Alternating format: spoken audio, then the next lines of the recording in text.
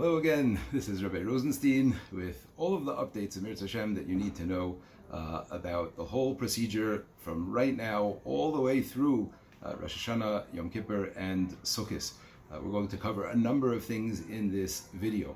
We're going to begin with a discussion of all the different tests and how that works, all the different testings that have to happen between now and your arrival in Israel, how the arrival in Israel is going to work, again, as far as the COVID testing, etc., is concerned.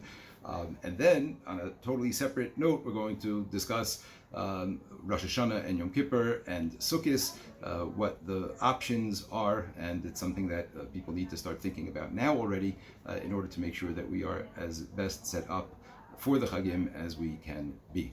Okay, so let's get right into it. For starters, I just want to make it clear that any testing that I'm talking about now is completely separate and after anything that we discussed in the past regarding the entry permit, right? For the entry permit, there's tests and paperwork, etc. So that's already behind us. Anything I'm talking about now is new, following the entry permit, following all of the things you need to do to receive the entry permit. This video is going to be about what happens now, the different tests and things that have to happen. I'll give you the practical overview right now first of the different tests that have to happen, and then I'm going to go and explain in detail why and how this whole process is going to take place. Okay, but from right now until the first few days of seminary, there are going to be 4 tests that every student is going to need to take. You're going to need to take 2 tests in America and 2 tests in Israel.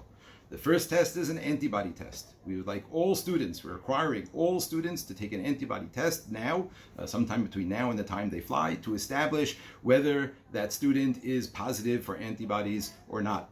Number 2, the state requires a PCR test within 72 hours of your flight. So we're going to explain those details, but that's test number 2, is a PCR test in America.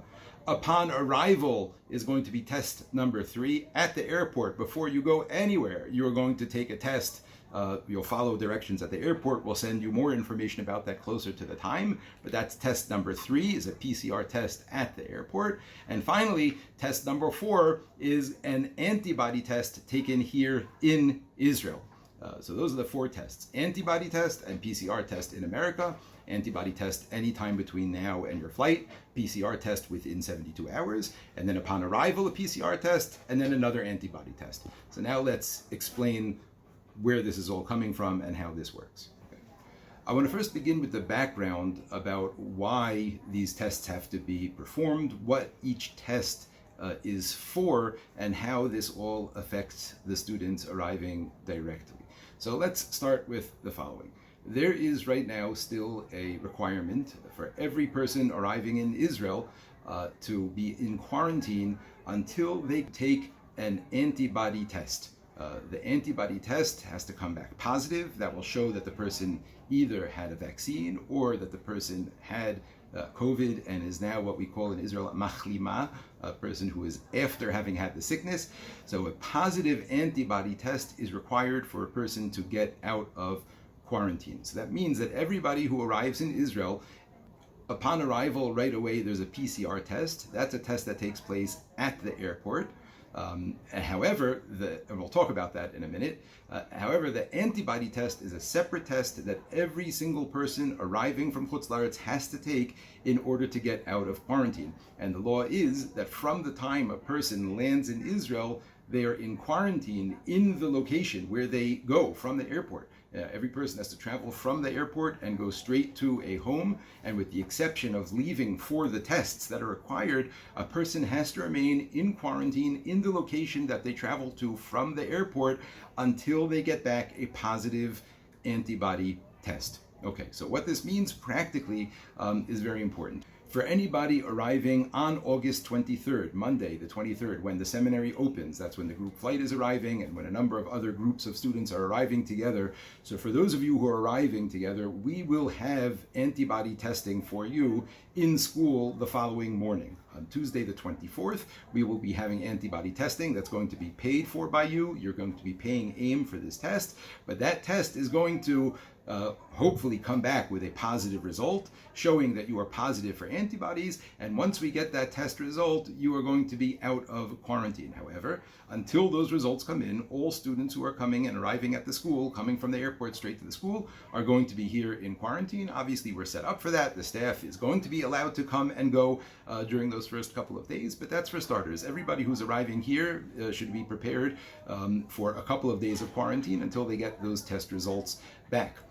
However, if you are not coming to Israel on the 23rd, if you're arriving in Israel any earlier, if you have plans to go visit family or friends prior to seminary beginning, then this is very, very important for you. It's very important for you to understand what the timing is going to be like, and it's critical that you set yourself up in such a way that you are not going to potentially miss the beginning of the seminary year. So let me explain. The seminary year is going to begin on the afternoon of the 23rd.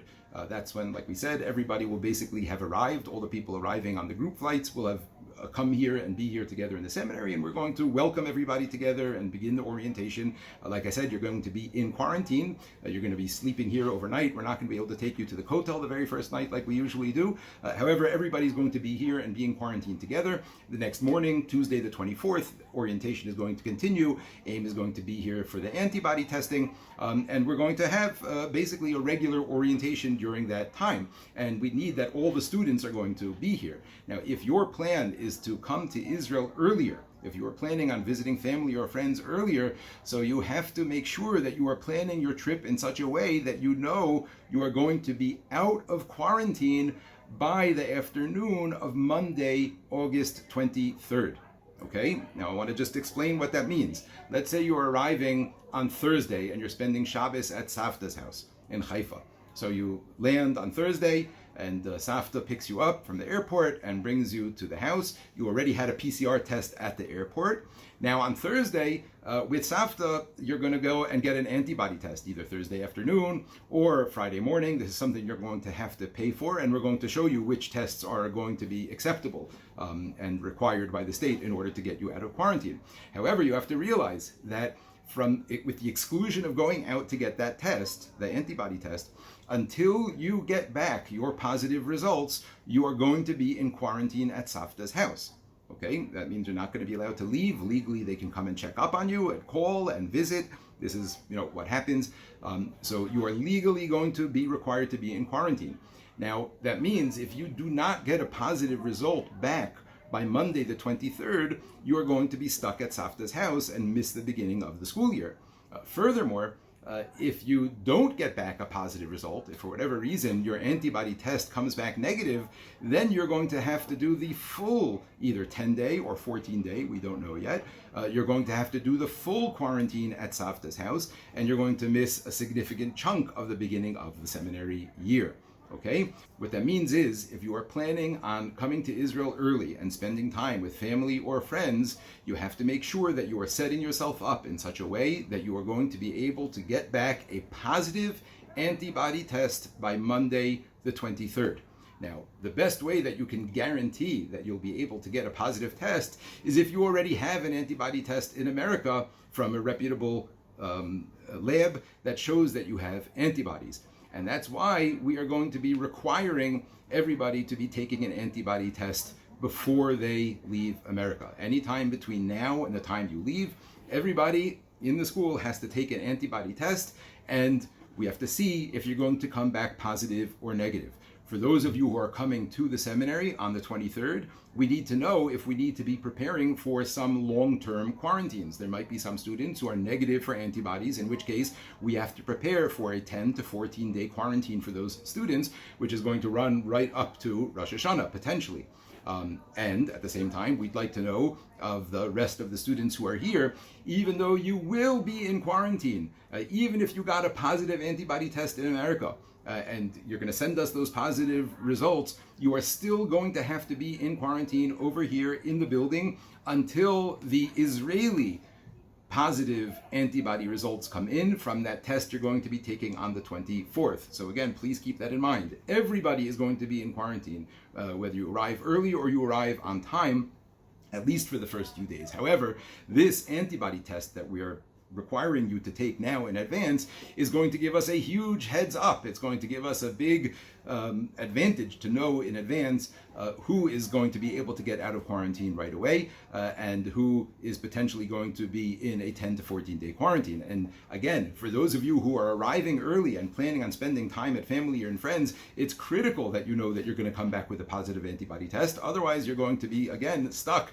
in a home, not in the seminary, for the first couple of weeks of your seminary year. Okay, so now with all of this information, let's go through this practically step by step, what's happening between now and your arrival. So number one, we're requiring that all students get an antibody test anytime between now and your arrival so that we will know who's going to be coming and registering positive for antibodies and who's going to be negative, so we can plan accordingly the quarantine. So that's number one, is the antibody test. Number two, within 72 hours of your flight, okay, this is very important. In order to be able to enter Israel within 72 hours of your flight, of any student's flight, they must get a PCR test. The PCR test has to come back negative. The PCR test is a COVID test, testing right now to see if this person is actually with symptoms and has COVID-19. So that's something that everybody who flies, whether again you're a citizen or not, anybody flying to Israel now will require a PCR test prior to their flight within 72 hours. Now realize, for those of you flying on the group flight or other flights that are arriving here on Monday the 23rd, so that means you're going to be leaving America on Sunday the 22nd of August.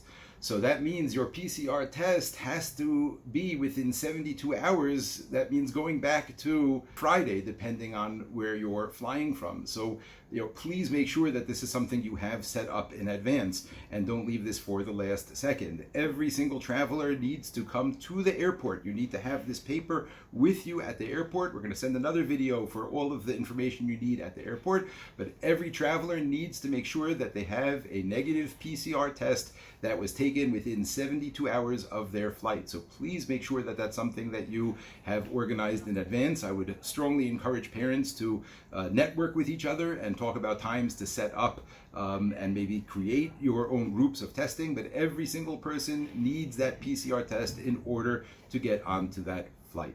Now, upon arrival in Israel, test number 3 is going to be the Israeli PCR test. That's going to make sure that nobody picked up COVID over the flight. That's something that happens automatically at the airport. Sometimes it's in the actual building. Sometimes they take people outside and do it in a tent. But that is something that all travelers do when they come through. Finally, everybody coming needs to then have their own Israeli antibody test. This antibody test is again going to be the one that is going to get you out of quarantine. So again, if you're arriving earlier than the 23rd, you have to get this test on your own somewhere in Israel and make sure it's from a reputable lab that the Israeli government trusts that will allow you to leave your quarantine. If you are arriving here on the 23rd and you're coming straight to the seminary and you're going to be doing your quarantine over here, so we will be having testing for everybody on the 24th. That again is going to be through AIM, paid for by you, to get those antibody tests, and everybody who gets a positive antibody result within hopefully a couple of days. We're hoping that the mass quarantine will be maybe until Wednesday or so, but anybody who does not get back a antibody test positive, he got a negative antibody test result, so then that person will remain in quarantine, but we will know this hopefully already from your earlier antibody test. Okay, so that is the whole overview of the tests that have to happen between now and your orientation over here in Israel. I hope that clarifies everything. Okay, I'd like to now move on to the discussion and the topic of the Chagim and making sure that everybody is set up and taken care of for Rosh Hashanah, Yom Kippur, and Sukkot. So let's discuss that now.